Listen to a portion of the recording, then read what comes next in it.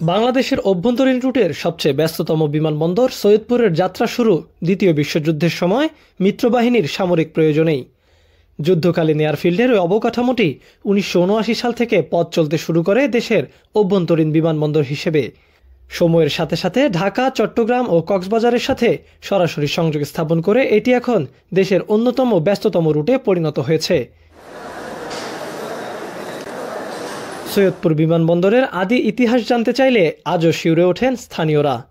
১৯৭১ সালের মুক্তিযুদ্ধের সময় পাক বাহিনী এই বিমানবন্দরটিকে জমজম নামে পুনরায় ব্যবহার উপযোগী করতে তৎপর হয়ে ওঠে। কিন্তু এই জাঁকজমকপূর্ণ নামের আড়ালে লুকিয়ে ছিল নির্মম অত্যাচারের ইতিহাস। কথিত আছে, শত শত নিরীহ বাঙালিকে বেতের আঘাতে বাধ্য করা হতো মাটি ও ইট বহন করার কাজে। সকাল ৮টা থেকে সন্ধ্যা পর্যন্ত চলত বিরামহীন কাজ। সামান্য ভুলে বেতের ঘা পিঠে পড়ত। এমনকি নির্যাতনে মারা যাওয়া শ্রমিকদেরও পাশের ঝোপঝাড়ে পুঁতে ফেলার জনশ্রুতি রয়েছে।